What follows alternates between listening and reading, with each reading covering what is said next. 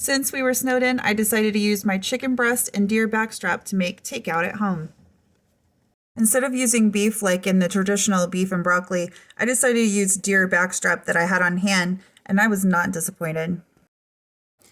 Today I'm going to show you how to make your beef or deer taste just like takeout by using baking soda and a method called velveting. For the chicken, we're going to make cashew chicken. Chances are if you've been to a Chinese American buffet, you've tasted cashew chicken. Today I'll use what I have in the fridge to make today's version. Though I love to have mine topped with green onions, I'm not risking the road. I've had versions with chopped celery, so I decided to use that instead today. If you didn't already know, cashew chicken's origins are deeply rooted in the Midwest, specifically Springfield, Missouri. So much so, it has been debated whether cashew chicken should be the state's official dish. Made popular in the 1960s, the dish was thought to be invented by David Leong, sorry if I butchered it, a Chinese-American immigrant and an American Army veteran who first sold it in his restaurant, Leon's Tea House, to attract business. I don't know about you, but I'm hungry, so let's get started.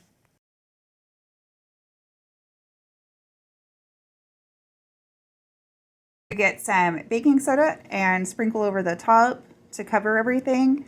Mix that in and let it set for 15 minutes.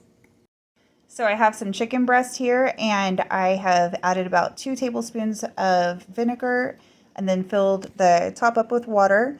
And then I mix that together to wash off all the chicken. Let it set for about 1 minute.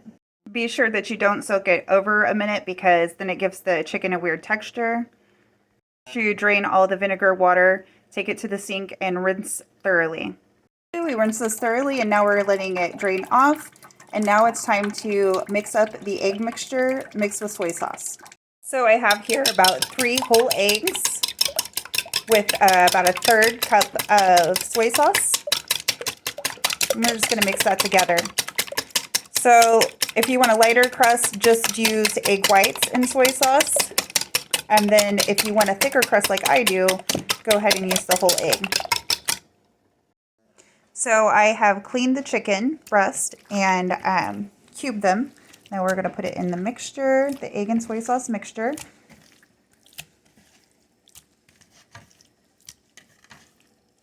We'll mix that together and let it set for about 2 minutes. For a large bowl, I have added equal parts flour and equal parts cornstarch, and I mix it in a little bit of garlic powder. And we'll just throw our pieces of chicken in here and dredge it. Make sure they're fully covered. And then we'll take it to a frying pan. The deer meat has been sitting for about 15 minutes, and now we're going to rinse it thoroughly, and then it'll be ready to fry.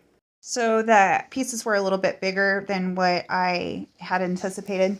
So when you're cutting up this meat, you want to cut it up against the grain. So the grains will be going like this. The muscle fibers will be going like this. And you'll want to go the opposite way. And that's going to give you more tender meat. Heating up on medium heat. And we're going to try not to overcrowd the skillet. I just put some canola oil in here so it doesn't stick. So you can just go with it, like this, and make sure both sides are cooked evenly. Or you can also do you can also put some cornstarch on the outside, and that'll make it even more crispy. And that's what I'm going to do. I'm taking these out of the pan, and now I'll show you what it looks like with the cornstarch on it. So it looks like this. And still, we don't want to overcrowd. So we'll do a few batches here. And we have to get some more oil in there too, so it doesn't start to stick.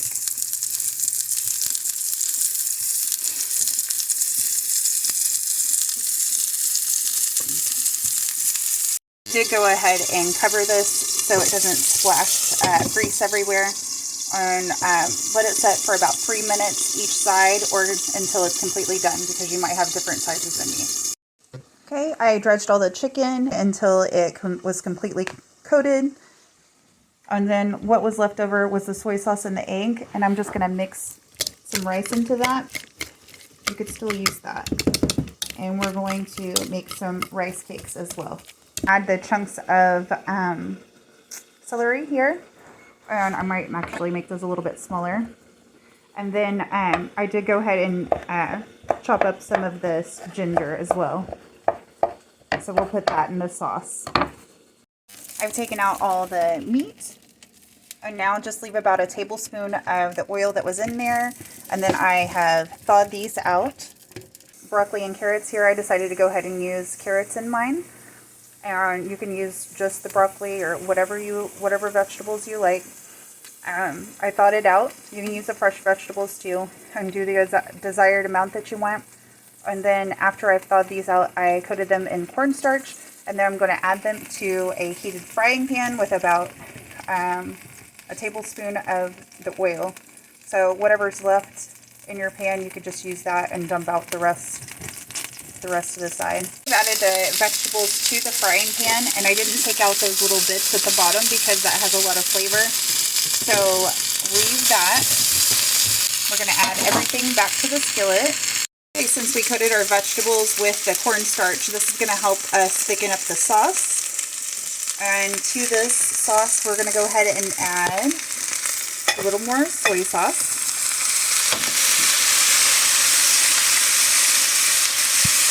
A little more oyster sauce. And then we're going to stir that in. Turn the burner on high. Good method to do your rice is to fill up your rice and put the amount of water that it says. Turn the burner on high and wait for it to boil. Once it starts boiling, make sure all the rice is broken apart inside of the liquid. Turn the burner off and then cover. It's been sitting here and it's completely absorbed the water. So now all you have to do is just give it a fluff and it's ready to go. I've brought the oil until it rolls, and you can test this by just throwing a little bit of flour in there and it should hiss at you. I put these in here. You don't want to put them too close together or they'll cook together. And then we're going to let them fry on both sides until completely done. Okay, I have tested my largest pieces with a thermometer, and they are rising above 165, so I know that we're good. Go ahead and remove that from the grease and put on a towel.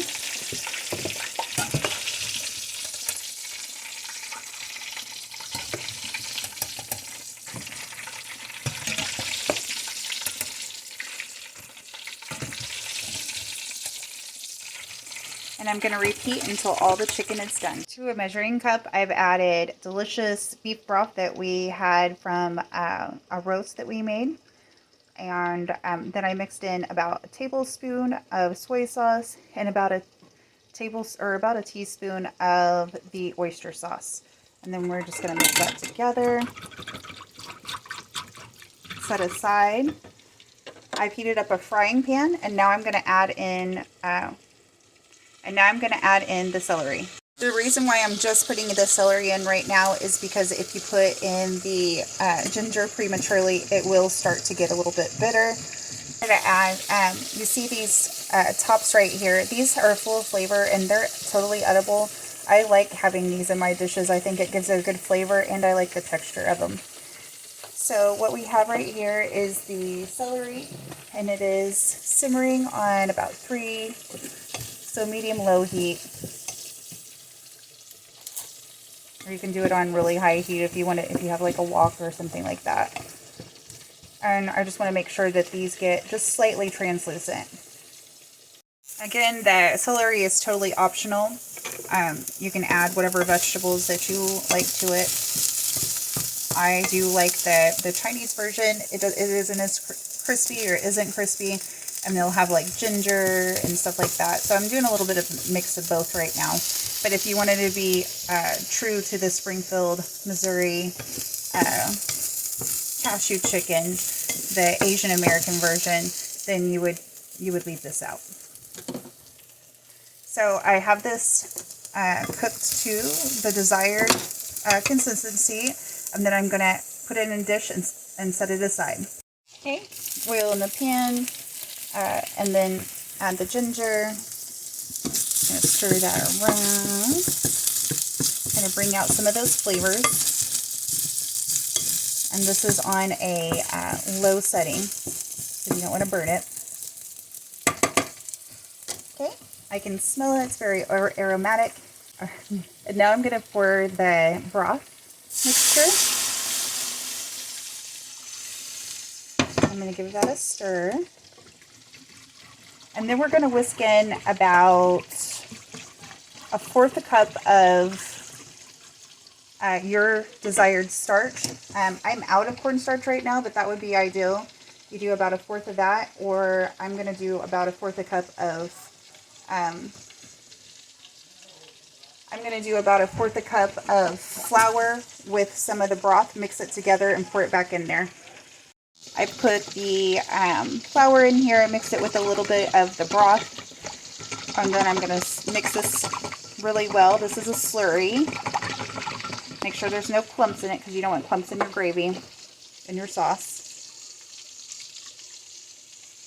A little bit in the bottom. So you'll want to stir this occasionally. But be pretty consistent with it so it doesn't clump up on you. It was on a lower setting for the ginger, and I'm going to turn it up. I am impatient. You can, if you want to stand here longer and babysit it, that's up to you. But I would crank it up just for me personally, if you like to get it done faster, and just stir it more frequently. Because we want to get this chicken done so we can eat it.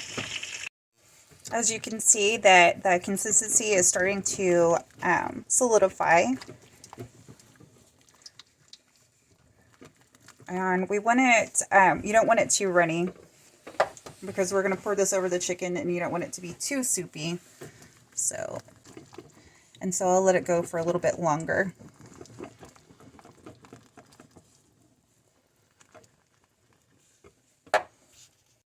As you can see, I have a little bit of an assembly line here, and then they can come get their plates.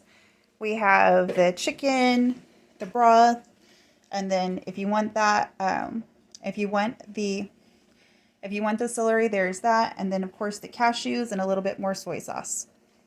To assemble, I'm going to put some rice on the bottom, get the deer meat and the broccoli mixture, and then we're going to do the fried chicken on top of the rice. If you want the celery on there, here's this, cashews, and the gravy. Now I'm going to pour a little extra gravy for that rice, and then soy sauce to taste. There you go. Okay. And there you go. Just because we're snowed in doesn't mean we can't have Chinese food. We can make it at home.